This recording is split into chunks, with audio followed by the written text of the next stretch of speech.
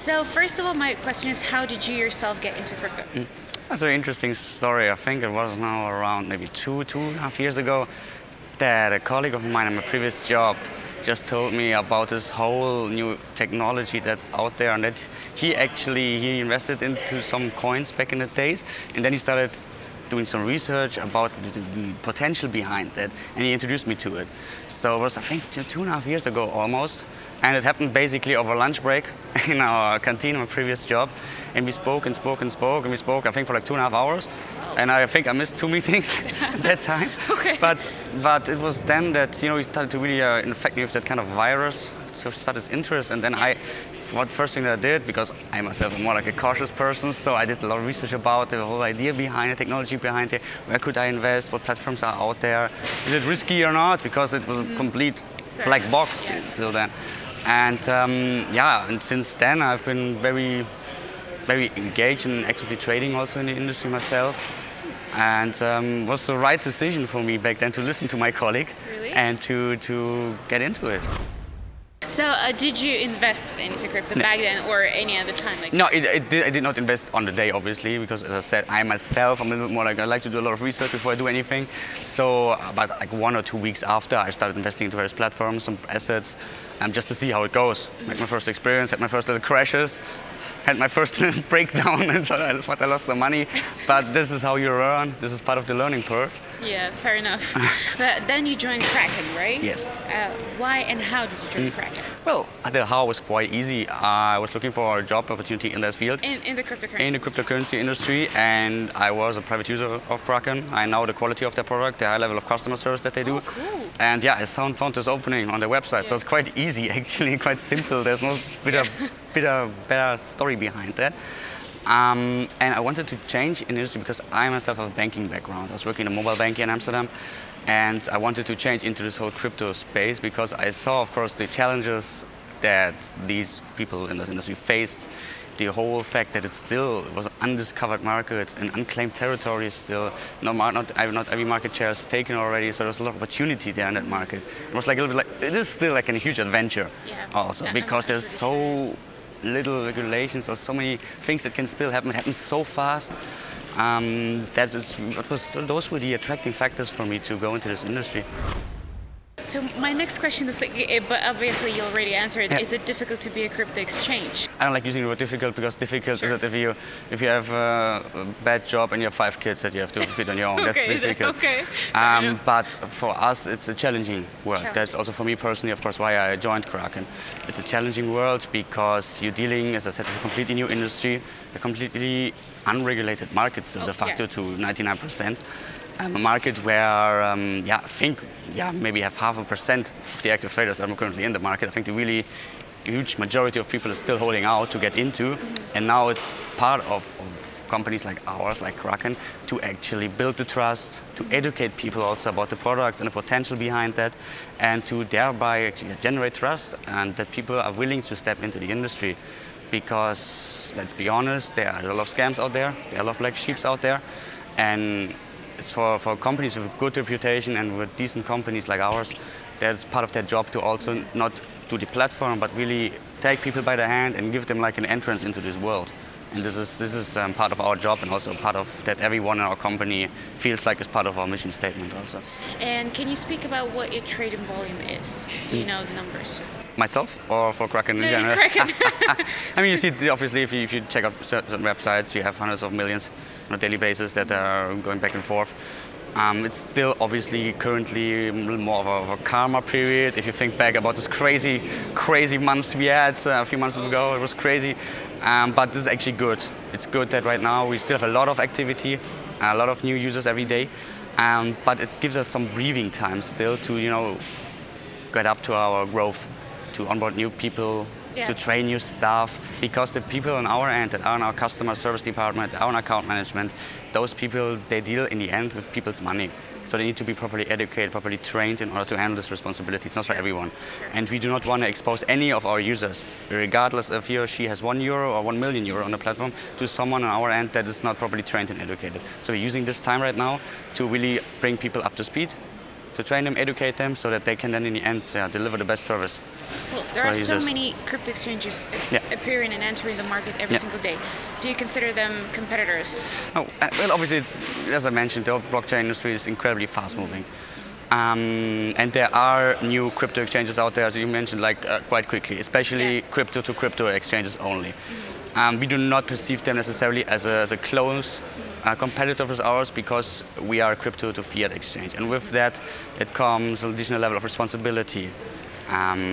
We have been in the market for several years now. If you look at the total market cap of exchanges now, we've always been in the top 10 for a long period of time now, which in other industries would equal to maybe 50, 60, 70 years, right? Feels like it, at least. And we look, of course, what other exchanges do.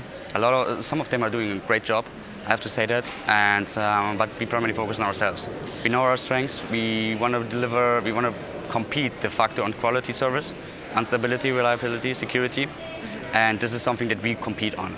And the people that we compete on most with is probably ourselves, because as you know, we are a growing exchange, growing company, and for us it's very, very crucial that we keep our quality high. What do you think about decentralized exchanges? Well, it's definitely a very interesting concept. I definitely get the appeal behind that idea. To be quite frank, I myself have not yet made up my mind on it. I need to see a little bit more details, a little bit more experiments about it, a little bit more proof about it, before I can make any assessment on that. So I would not feel welcome to make an assessment now. But do you think they can replace centralized exchanges? Well, I don't think any replacement will happen. I think maybe in the midterm there might be an additional tool for certain types of investors. However, given the fact that we are a centralized exchange, we have one order book, that we have our banking and financial institution partnerships. This is something that generates a lot of trust with our users. And this is something that especially this industry needs more than others. Trust, reliability. And so as I said, definitely interesting concept, definite idea, and I have not yet made up my mind on that. Probably needs a few more years also, needs to see more white papers, more tests, etc. on how things really would work out. But as of now, it's we know who we are, we know what we do best, and we know that we have still untapped maybe 0.5% of the whole potential. So you've mentioned that you joined in December 2017, That's exactly. right? How many clients did you get since that time? I do know, of course, the numbers. It's obviously, if you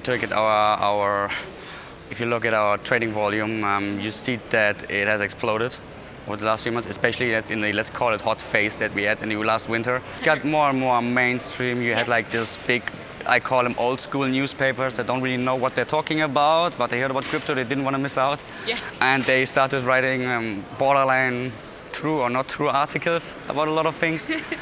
And this obviously fueled the growth, right? But as I said, I still don't see that we are nowhere near market adaptation or mass market adaptation. It is growing, but it's not yet. We're not there yet. The way we see it, it's still that we are somewhere in the, if you want, take the traditional adoption cycles of new products, services, we see it more that we are in the early adopter phase, in the innovator phase, where we still have people that, they're tech savvy, that maybe don't even have an established banking relationship. For them, banking is just a means to do something, to have money on their wallet and send it around. That people that grew up with the internet, with the whole idea of free information and freedom of choice, that they start adapting us, using us, but that a lot of the older investors or the older institutions also, they're still, for obvious reasons, a little bit more reluctant to enter the market because they made some bad experience in the past. They don't really understand the concept. They don't really see maybe the potential in it. They don't understand it, so they're afraid of it.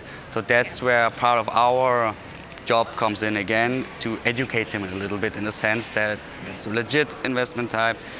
You can benefit from it. Not everything is a scam. There are legit projects out there. It's really part of. It always boils down to taking people's fear of something. Because fear of unknown. In this fear case. of the unknown, exactly. It's always the same case. If it's money or something that you do not know, do not understand, you fear more than something you understand. And especially in the end, we're dealing with people's money. This is probably next to health, maybe the most sensitive topic area you could touch. And that's why it's very important for us also as a company to be aware of that, to understand that, and do not expect anyone to think like us. So for us it's very important to understand why certain people think in a certain way, why institutions might not be that interested yet, and try our best and of course to bring them on board. And we have to be aware that it's an uphill battle and it takes time, right? when do you think, in your opinion, when can we say that mass adoption has been achieved? So what should happen? Like major trading desks launched in I don't know, JP Morgan and stuff. So what would be the sign? I mean, obviously, it's very difficult to predict anything in this industry, right? If I look at the development in the last 5 years, 6 months, it's on the regulatory side, it's an insane speed that happens. So I would not feel comfortable making an exact prediction because just I can't. And if someone if someone says he or she can, then I would like to meet that person and I might like to that person because I'm very interested in their opinion. So as you said, mass market adoption has several how do you say it, aspects, right? Obviously from a trading aspects, there should be more bigger fish maybe that invest more, but also more retail users, right? Because right now if you go out, you have a lot of people that still have their money, let's say, in some saving account or something like this that generates maybe, I don't know, 0.5% interest or something like this. And as long as these people, don't change their mind and come to the crypto side of things, you might not be able to call it a mass market adoption in a classical sense. Because if you look at the classical investment product, for instance, funds, you name it, they are all to some certain, at least mass market adopted, meaning that a lot of people invest in it. Some people might not even know it because they tell their bank to invest into certain things and they have no idea what they invest in, but they do it de facto, right? And so for us, it's now also part of this learning process that we need to get more of these institutional investors in order to push those products also through to their clients in the end. So I don't know if there will be like a certain threshold that you can say, now it's mass market or everything underneath is not mass market, but there's definitely a lot of ground still to cover. And a lot of education that needs to be done. Because definitely. I mean that's what I said, and that's what you guys obviously know better than I do. That is, if you take the traditional media, and also take it's called traditional financial media, some of them are doing great, excellent journalistic work. Some of them don't. Some of them they write articles that are just factually not true. And thereby, of course, hindering this whole mass adoption. So by educating, you also mean giving the facts straight, right? So not only explaining, but reporting. No, exactly. I mean, for us as an exchange also, as I said, we're dealing with people's money. So for us, it's very important that we've open direct discussion about anything. And let's be real, there are black sheep in this industry. There are scams in this industry. We should never, ever forget about it. We should never try to cover it up. But then again, this is part of every new industry, to some bigger or smaller extent. It's just that this industry is so quickly fast moving that it seems like a lot, but we have black sheep everywhere. We should never cover this up. We should be aware. We should educate people that might not be investing in crypto now in the risks of it. Do your own research. Be aware that it is a risk investment to some extent. And that's part of our job, but it's also part of media, like yours for instance, to report about this and to be de facto a certain educator in that market. Because let's be honest, if not you or us or some other players in the industry, who's doing it? I don't see a lot of schools or universities starting, or you have to start in schools. We're from primary school, high school probably, to educate people about these things. I don't see that happening anytime soon. It doesn't even happen necessarily with traditional investment products. That's what I was going to ask. So Exactly. So they need to get their information from somewhere, right? And this is part of our job, also to educate our clients, to help them. Even though we're not an education company, we're an exchange. De facto is our core business, but we do it because it's part of our mission statement and part of let's say crypto-specific news, like you, for instance, or news in general.